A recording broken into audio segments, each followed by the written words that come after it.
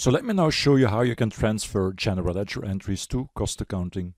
So first I will go to the cost accounting setup to show you some important setup features. And one of them is the starting date for GL transfer. So here you need to enter the date that you want to use or that you want to use as a starting date to transfer general ledger entries to cost accounting. So for this example, I will use the 1st of January 2018.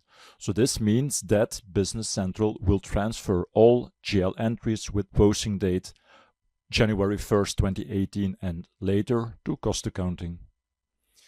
So next, what you can also enable is the auto transfer from GL. So this is explained in the following units, but for this demonstration, I will do a manual transfer. Now, the manual transfer is done by running a report. So let me search by entering transfer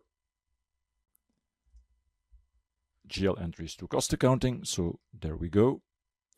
So and basically you don't need to enter anything because based on the starting date for GL transfer that I just entered, the system will now automatically check all GL entries that should be transferred and will create cost entries of them.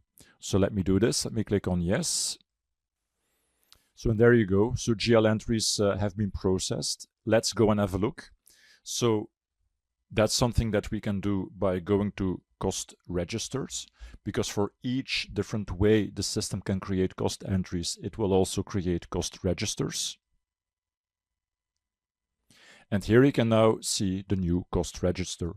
Now, interesting on these cost registers is that they also show the source. So how are these cost entries created? Well, in this case, of course, by running the transfer from GL.